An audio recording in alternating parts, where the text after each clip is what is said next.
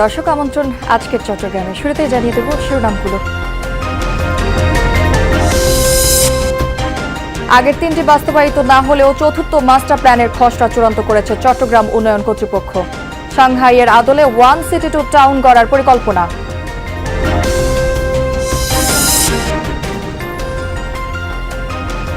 মেডিকেলের যন্ত্রপাতি ক্রয়ে সবচেয়ে বেশি দুর্নীতি ও অপচয় হয়েছে বিগত 15 বছর। বিপুল সরঞ্জাম অকেজো পড়ে থাকায় স্বাস্থ্য প্রতিমন্ত্রীর ক্ষোভ। 10 বছরের পুরনো যন্ত্র শত কোটি টাকা দিয়ে কেনা, এটার প্যাকেটটাও কেউ খোলার প্রয়োজন বোধ করে। আরেক হাসপাতালে দেখি যন্ত্র পড়ে আছে সুন্দর সাজানো, কানেক্টেড, কেউ চালাতে জানে না। বন্দর নগরীতে ডেঙ্গুর পাশাপাশি হামের প্রকোপ। প্রত্যন্ত অঞ্চল থেকে হাসপাতালে আসছে শিশুরা। টিকাদানের সুফল দ্রুতই মিলবে আশা স্বাস্থ্য বিভাগের।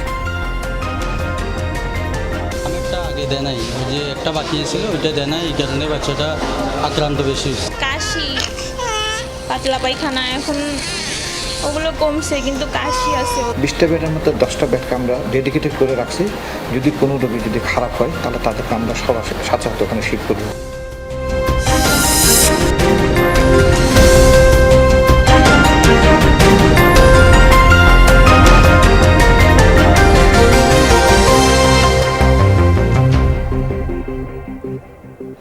দর্শক আমন্ত্রণ আজকের চট্টগ্রামে। আপনাদের সাথে আমি আছি রাহেলা জ্যোতি। এতক্ষণ শিরোনাম দেখছিলেন, এবার জানাবো বিস্তারিত। আগে প্রণীত 3টি মাস্টার প্ল্যান বাস্তবায়িত হয়নি। এবার চতুর্থ মাস্টার প্ল্যানের খসড়া চূড়ান্ত করেছে চট্টগ্রাম উন্নয়ন কর্তৃপক্ষ সিডিএ। মেয়াদ 25 বছর, সম্ভাব্য ব্যয় 3.5 কোটি টাকা। শহরের বাইরে 4টি উপজেলার কিছু অংশ এই মাস্টার প্ল্যানে অন্তর্ভুক্ত আছে। সাংহাইয়ের আদলে ওয়ান সিটি টু টাউন গড়ার পরিকল্পনাও।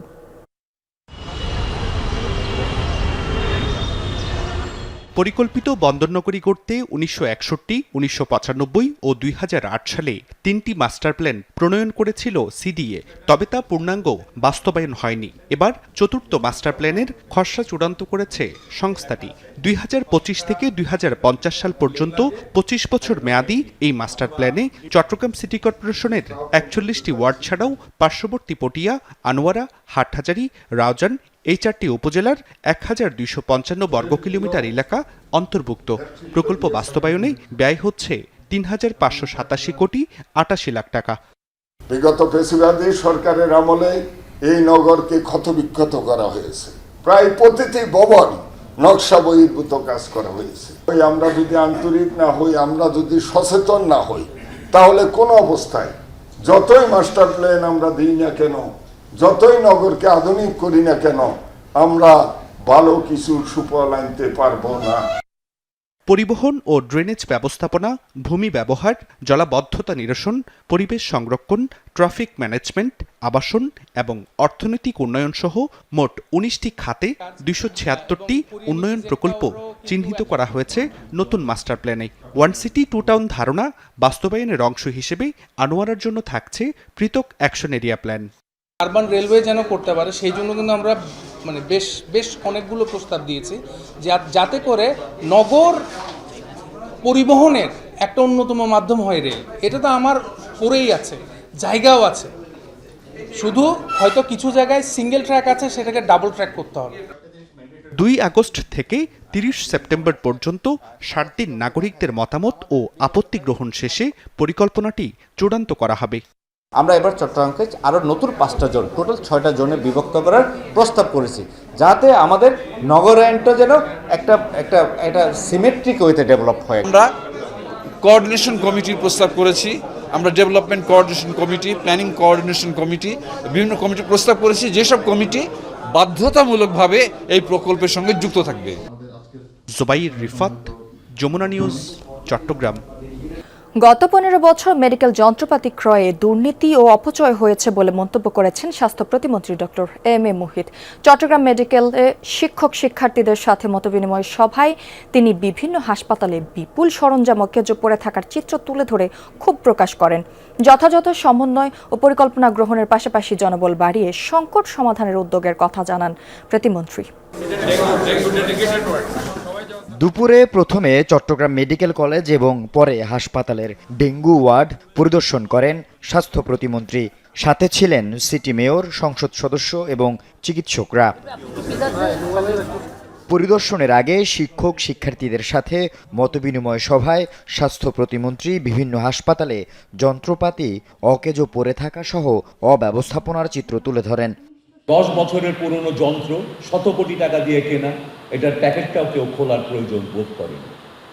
আরেক হাসপাতালে দেখছি যন্ত্র পড়ে আছে সুন্দর সাজানো, কানেক্টেড, কেউ চালাতে জানেন না। আরেক জায়গায় আমরা দেখছি যন্ত্র আছে, রিএজেন্ট নাই, এক্সরে মেশিন আছে, এক্সরে প্লেট নাই। স্বাস্থ্য খাতে সর্বোচ্চ বাজেট বরাদ্দের বিষয়টি উল্লেখ করে জনবল বৃদ্ধি এবং দেশের সব উপজেলা স্বাস্থ্য কমপ্লেক্সকে 101 শয্যায় উন্নীত করার কথা জানান প্রতিমন্ত্রী। স্বাস্থ্য খাতে দুর্নীতির বিরুদ্ধেও হুঁশিয়ারি উচ্চারণ করেন। গত 15 বছর যে পরিমাণ অর্থের অপচয় হয়েছে, যে পরিমাণ দুর্নীতি হয়েছে, শত শত কোটি টাকার যন্ত্রপাতি অপরিকল্পিতভাবে কেনা হয়েছে। এই যে আমরা নানান যন্ত্রপাতি কিনি, আমরা কয়জন মেডিকেল টেকনোলজিস্টদের কথা বলি, প্রতি ডাক্তারের সঙ্গে রেশিওতে অন্তত 3 জন করে নার্স থাকার কথা, আমরা কিন্তু নার্সদের নিয়োগের কথা বলি না।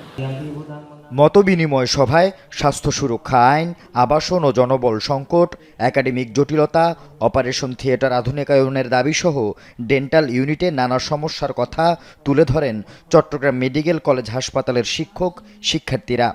আমাদের যে চিকিৎসক নিরাপত্তা আইন, এটা যথাযথ বাস্তবায়ন অতি সত্বর করা হোক। অধ্যাপকের কোনো পদ না থাকা সত্যি বাস্তবতার সঙ্গে সামঞ্জস্যপূর্ণ নয়। আমাদের একটা স্বপ্ন হচ্ছে আমাদের একটা নিজস্ব ডেন্টাল ইউনিট, ডেন্টাল কলেজ প্রতিষ্ঠিত হবে। প্রত্যেকটা স্টুডেন্টকে খাবারের জন্য যথেষ্ট পরিমাণে সমস্যায় পড়তে হয়। রোগীদের ভোগান্তি কমাতে আধুনিকায়ন ও সেবার মানোন্নয়নের তাগিদ দেন জনপ্রতিনিধিরাও। 750 বেডের হসপিটালের স্ট্রাকচারটা এখনো রয়ে গেছে। এখন আমাদের চিন্তা করতে হবে 5000 রুগী, 5000-এর সাথে আরো 5000 অ্যাটেন্ডেন্স, 10,000 এই যে রুগী এবং অ্যাটেন্ডেন্স নিয়ে ডাক্তারদের কষ্ট করতে হচ্ছে, কিন্তু ডাক্তারের সংখ্যা সেই সংখ্যায় রয়ে গেছে। হাসপাতাল বললে আমরা সাধারণ মানুষের কিন্তু আমরা ওই চিকিৎসা সেবাটা দেখি। এখানে ছাত্রদের সমস্যা আছে, আমাদের শিক্ষকবৃন্দের সমস্যা আছে। আল আমিন শিকদার, যমুনা নিউজ, চট্টগ্রাম। চলতি মাসে ঢাকা কক্সবাজার রুটে আরও 1 জোড়া নতুন আন্তনগর ট্রেন চালু করা হবে, জানিয়েছেন রেল প্রতিমন্ত্রী হাবিবুর রশিদ। সকালে কক্সবাজার আইকনিক রেল স্টেশন পরিদর্শনকালে তিনি এ কথা জানান। বলেন, দেশের অন্যতম আধুনিক কক্সবাজার আইকনিক রেল স্টেশনকে পূর্ণাঙ্গভাবে চালুর লক্ষ্যে এর পরিচালনার দায়িত্ব একটি বেসরকারি প্রতিষ্ঠানকে দেওয়া হবে। প্রতিমন্ত্রী বলেন, কক্সবাজারে প্রতিনিয়ত যাত্রী ও পর্যটকের সংখ্যা বাড়ছে। সেই চাহিদার সঙ্গে সামঞ্জস্য রেখে সরকার রেল যোগাযোগ সম্প্রসারণ ও যাত্রী সেবা আরও আধুনিকায়নের উদ্যোগ নিয়েছে। নতুন ট্রেন চালু হলে যাত্রীদের দীর্ঘদিনের ভোগান্তি কমার পাশাপাশি টিকিটের চাপও অনেকটা হ্রাস পাবে। রেলে বেসরকারি ইনভেস্টমেন্টকে উৎসাহিত করছে এই সরকার, চাচ্ছে যে বেসরকারি ইনভেস্টমেন্ট আনতে চাচ্ছে রেলে। সেই ক্ষেত্রে আমরা এই স্টেশনটাকেও বেসরকারি ব্যবস্থাপনায় ছেড়ে দেওয়ার উদ্যোগ গ্রহণ করেছি। ডেঙ্গুর পাশাপাশি হামের প্রকোপও কিছুতেই কমছে না চট্টগ্রামে। গত 2-3 দিন ধরে হাসপাতালে বেড়েছে চাপ। জেলা উপজেলা থেকে আসছে হামে আক্রান্ত শিশুরা, উদ্বিগ্ন অভিভাবকরা। তবে টিকাদানের সুফল দ্রুতই মিলবে আশা স্বাস্থ্য বিভাগের। তীব্র জ্বর, কাশি ও পাতলা পায়খানা হওয়ায় সন্তানকে 5 দিন আগে চট্টগ্রাম মেডিকেল কলেজ হাসপাতালের হাম ওয়ার্ডে ভর্তি করান নগরীর ইপিজেড এলাকার এই নারী। টেস্টের পর হাম শনাক্ত হয়। বাচ্চার জ্বর, কাশি, পাতলা পায়খানা, এখন ওগুলো কমছে, কিন্তু কাশি আছে অতিরিক্ত বেশি এখন। হাসপাতালে ভর্তি বেশিরভাগ শিশুর অবস্থাই একই। প্রতিদিন মহানগর ও উপজেলা থেকে হামের উপসর্গ নিয়ে সরকারি বেসরকারি হাসপাতালে ভর্তি হচ্ছে শিশুরা। হামের পাশাপাশি নিউমোনিয়ায় শিশুদের ভোগান্তি বাড়ছে আরও। পাতলা পায়খানা মনে করবে না, বমি করবে না, চোখ মেলে চায় না, অন্য জায়গায় চেষ্টা করে, তারপর এখানে আইসি। এই জায়গায় আইসি 9 দিন হয়েছে ভর্তি হয়েছি। তার ভিতরে 5 দিন এক নাগাদ জ্বর আসিল। কাশ আর জ্বর আর হামরু ধরা গেছে। জ্বরও কমে নাই, কাশও কমে নাই, ভিতরে কফ জমে গেছে। আক্রান্ত শিশুদের অধিকাংশই হামের টিকা দেয়নি বলছেন অভিভাবকরা, ফলে হামে সহজেই কাবু হচ্ছে। হামেরটা আগে দেয় নাই, ওই যে একটা বাকি ছিল ওইটা দেয় নাই, এই কারণে বাচ্চাটা আক্রান্ত বেশি হয়েছে। ছোটো বাচ্চা তো আমার 6 মাস ছিল, মারা নাই, খাওয়াইছে, কিন্তু ওখানে কারটা কাজ নেই। এখন আমরা আমার ছেলে এখনো মেডিকেলে ভর্তি আছে। 2টা বাচ্চা অসুস্থ হামে। এখন আমি আসলে টিকা দিতে পারি নাই, তো এই জন্য। এদিকে হাসপাতালের শয্যা সংখ্যা কম থাকায় প্রতিটি বেডে চিকিৎসা নিতে হচ্ছে 2 জন শিশুর। কেবল চমেক হাসপাতালের হাম ওয়ার্ডেই ভর্তি 90 জন শিশু। যদি কোনো রোগী যদি খারাপ হয় অথবা যদি কোনো শ্বাসকষ্টজনিত হয়, এদের জন্য আমরা 10 বেডের আইসিইউ করে রাখছি। আমাদের পেডিয়াট্রিক আইসিইউ যে আছে 20টা বেড, 20টা বেডের মধ্যে 10টা বেডকে আমরা ডেডিকেটেড করে রাখছি। যদি কোনো রোগী যদি খারাপ হয় তাহলে তাদেরকে আমরা সরাসরি সাথে ওখানে শিফট করব। হামের প্রকোপের মধ্যেই চোখ রাঙাচ্ছে ডেঙ্গু। সিভিল সার্জন কার্যালয়ের তথ্য অনুযায়ী শুধুমাত্র চলতি জুলাই মাসে আক্রান্ত হয়েছে 536 জন। জুবায়েত ইবনে শাহাদাত, যমুনা নিউজ, চট্টগ্রাম। হামের পরিস্থিতি সম্পর্কে আরও জানাতে চট্টগ্রাম থেকে যুক্ত হচ্ছেন সহকর্মী জুবায়েদ ইবনে শাহাদাত। জুবায়েদ, হাসপাতালগুলোতে রোগীর ভিড় কেমন দেখতে পাচ্ছেন এবং সেখানকার সার্বিক অবস্থা আমাদেরকে জানাবেন। যদি আমাদের প্রতিবেদনটাতে আপনি যদি দেখে থাকেন যে প্রতিটি হাসপাতালে একেবারে যারা হাম আক্রান্ত শিশু তাদের ভিড় এবং এতটাই তাদের ভিড়টা বেড়েছে যে প্রতিটি বেডে, মানে চট্টগ্রাম মেডিকেল কলেজ হাসপাতালের চিত্রটা যদি বলতে যাই, একটি বেডে 2 জন করে শিশুকে চিকিৎসা নিতে হচ্ছে এবং সেখানে তাদের অভিভাবকরা তো আছেনই। একেবারে বলতে গেলে কম্প্যাক্ট একটা জায়গাতে তাদের এই যে একে অপরের সাথে অনেকটা জড়সড় হয়েই থাকতে হচ্ছে। শুধু চট্টগ্রাম মেডিকেল কলেজ হাসপাতাল নয়, অন্যান্য যে সরকারি বেসরকারি হাসপাতালগুলো আছে সবখানে একই চিত্র।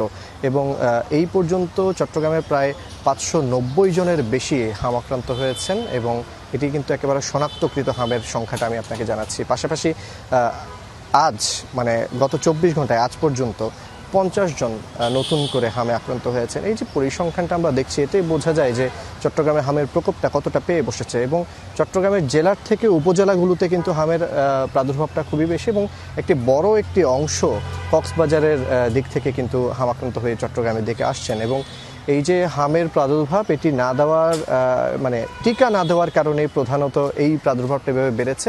অভিভাবকদের সাথে কথা বলে আমরা তেমনটা জানতে পেরেছি। অভিভাবকরা বলছেন যে হামের যে টিকা সেটি তাদের শিশুকে দেয়া হয়নি এবং আমরাও যেটি খোঁজখবর নিয়ে জেনেছি সেই সকল শিশুই বেশি আক্রান্ত হচ্ছেন হামে, যারা হামের টিকাটি দেননি। এবং হামের এই যে প্রাদুর্ভাব, এটির পরে যখন শিশু হাম আক্রান্ত হচ্ছেন সেই শিশুটি আরও বেশি ঝুঁকিতে পড়ে যাচ্ছেন যখন একই সাথে তার নিউমোনিয়া হচ্ছে। এবং হাম এবং নিউমোনিয়া দুটি মিলে শিশুটি একেবারে দুর্বল হয়ে পড়ছেন। জ্বর, সর্দি, কাশি, পাতলা পায়খানা এগুলো তো আছেই।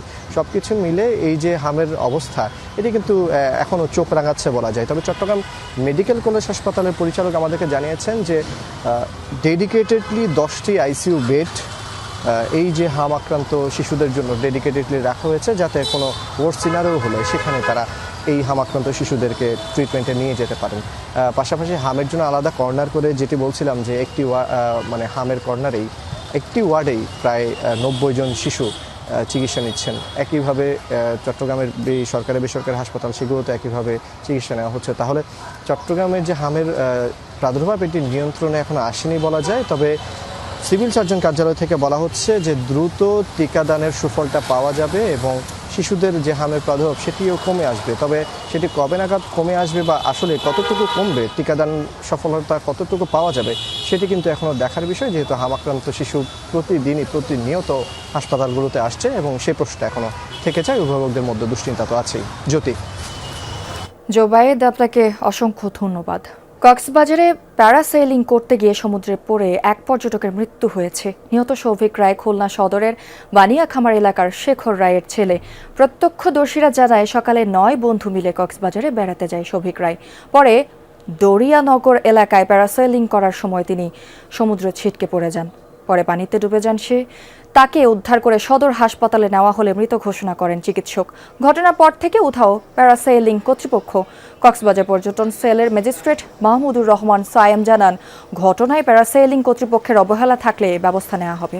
এ বিষয়ে আরও বিস্তারিত জানতে কক্সবাজার থেকে আমাদের সহকর্মীর সাথে যুক্ত হব এহসান আল কুতুবী। এহসান, কিভাবে ঘটলো এই ঘটনা, আমাদেরকে বিস্তারিত জানাবেন। যদি এটি আজকে নতুন নয়, আমরা যখন থেকেই এখানে প্যারাসেলিং শুরু হয় তখন থেকেই দেখছি কোনো না কোনো ঘটনা ঘটছে। এটি আজকে এখন তো বর্ষাকাল হিসেবে আবহাওয়া ভালো না এবং বৈরী আবহাওয়ার কারণে সাগরও উত্তাল।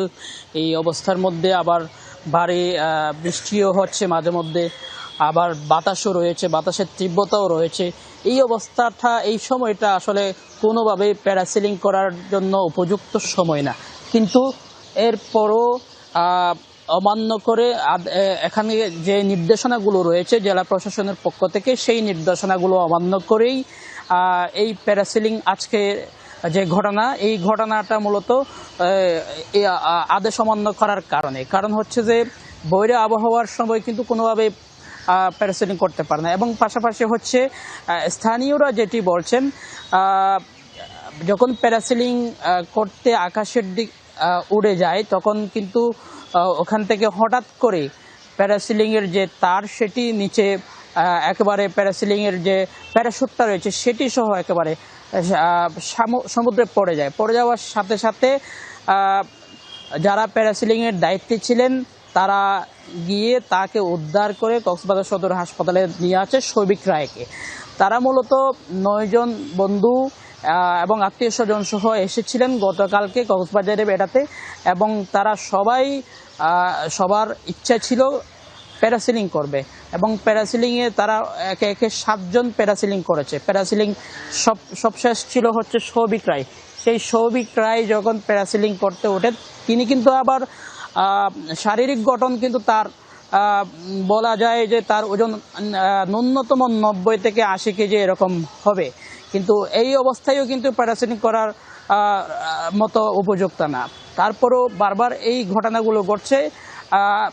সরকারের যে নির্দেশনা, জেলা প্রশাসনের যে নির্দেশনা সেটি না মানার কারণে আজকে যেখানে দুর্ঘটনা ঘটেছে সেখানে কিন্তু গত 1 মাস আগেও একইভাবে ঘটনা ঘটেছে। এবং এর আশেপাশে যেসব প্যারাসিলিং রয়েছে যারা এসব চালায় আরও অনেক দুর্ঘটনা আমরা দেখেছি। জ্যোতি। এহসান, আপনাকে ধন্যবাদ সেখানকার বিস্তারিত আমাদেরকে জানানোর জন্য। পানিতে ভরে উঠেছে রাঙ্গামাটির কাপ্তাই হ্রদ, ভিড় বেড়েছে পর্যটকদের। বর্ষাকে ঘিরে ধীরে ধীরে মুখরিত হয়ে উঠছে পাহাড়ের বিনোদন কেন্দ্রগুলো। এ বিষয়ে আরও জানাতে রাঙ্গামাটি থেকে যুক্ত হচ্ছেন আমাদের সহকর্মী শামসুল ইসলাম। শামসুল, পর্যটকদের সমাগম কেমন দেখতে পাচ্ছেন সেখানটাই আমাদেরকে জানাবেন। রাঙ্গামাটির যে বিভিন্ন যে পর্যটন কেন্দ্রগুলো রয়েছে সেই পর্যটন কেন্দ্রগুলোতে কিন্তু ধীরে ধীরে কিন্তু পর্যটকরা আসতে শুরু করেছে। আমরা যেটা দেখছি যে বর্ষা মৌসুমে কিন্তু এই প্রাকৃতিক যে সৌন্দর্য এই যে রাঙ্গামাটির বিভিন্ন পর্যটন স্থল সেগুলো কিন্তু অনেকাংশে বৃদ্ধি পায়। আপনি জানেন যে এই কাপ্তাই লেককে ঘিরে কিন্তু এখানকার অনেক পর্যটন কেন্দ্র কিন্তু এখানে গড়ে উঠেছে। এই পর্যটন কেন্দ্রগুলোর কারণে কিন্তু এখানে যে কাপ্তাই হ্রদ, এই হ্রদে কিন্তু মানুষের অনেকটা আকর্ষণ বেড়ে গেছে। তাছাড়া যে কাপ্তাই লেকের পাড়ে যেসব বেশ কিছু কিন্তু ঝর্ণা, প্রাকৃতিক ঝর্ণা কিন্তু এখানে সৃষ্টি হয়েছে। এই প্রাকৃতিক ঝর্ণাগুলো দেখার জন্য এবং এই যে কাপ্তাই লেককে কেন্দ্র করে যে পর্যটকদের যে আকর্ষণ, এই পর্যটকের আকর্ষণ কিন্তু দিন দিন বৃদ্ধি পেয়েছে। বিশেষ করে আপনি জানেন যে শীত মৌসুমে যেমন পর্যটক বাড়ে, একইভাবে এই বর্ষা মৌসুমে কিন্তু রাঙ্গামাটির বিভিন্ন পর্যটন কেন্দ্রগুলো কিন্তু পর্যটকদের আনাগোনা কিন্তু বৃদ্ধি পায়। আজ আমরা যেই স্থান থেকে দাঁড়িয়েছি এখানে আপনারা দেখতে পাচ্ছেন বেশ কিছু পর্যটক কিন্তু এখানে রয়েছে। বিশেষ করে রাঙ্গামাটি জেলার এই যে আপনার ঝুলন্ত যে সেতু রয়েছে, ঝুলন্ত সেতু এবং এখানকার যে সুবলং ঝর্ণাগুলো রয়েছে, এই সুবলং ঝর্ণা এবং ঝুলন্ত ব্রিজগুলোতে কিন্তু পর্যটকরা কিন্তু ঘুরতে আসছে। দিন যতই বাড়াচ্ছে কিন্তু পর্যটকদের আনাগোনাটা কিন্তু বৃদ্ধি পাচ্ছে। তাছাড়া আপনি জানেন যে এখানে যে পর্যটন কেন্দ্রগুলিকে ঘিরে কিন্তু এখানে বেশ কিছু হোটেল মডেল কিন্তু এখানে হয়েছে। এইসব হোটেল মডেলের সাথে মালিকদের সাথে আমরা কথা বলেছি, তারা যেমনটি আমাদেরকে জানিয়েছেন সেটা হচ্ছে এই হোটেল মডেলে ইতিমধ্যে বেশ প্রায় 40% উপরে কিন্তু এখানে এখন বুকিং হয়েছে। এই 40% লোকজন কিন্তু এই বর্ষা এই মৌসুমে কিন্তু তারা এই রাঙ্গামাটিতে কিন্তু তারা ঘুরতে আসবে। এই ব্যবসায়ীরা কিন্তু যেটা মনে করছেন সেটা হচ্ছে তারা এবার এই যে বর্ষা মৌসুমে তাদের যে ব্যবসায়িক গত বর্ষা মৌসুমে যে আপনার বন্যার কারণে যেসব পর্যটকরা কিন্তু এলাকায় আসেনি, এবার কিন্তু এই যে বর্ষা মৌসুমের শেষের দিকে এসে কিন্তু এই পর্যটকরা কিন্তু রাঙ্গামাটিতে আসার জন্য তারা এখানে সমবেত হচ্ছে। কিন্তু যার পরিপ্রেক্ষিতে কিন্তু যেসব হোটেল মডেলগুলো রয়েছে সেগুলো তারা বুকিং দিচ্ছে। এই ছিল রাঙ্গামাটি থেকে আমার কাছে সর্বশেষ। শামসুল, আপনাকে অসংখ্য ধন্যবাদ। দর্শক, এই ছিল আজকে চট্টগ্রামের আয়োজনে। এতক্ষণ যারা সাথে ছিলেন সবাইকে ধন্যবাদ।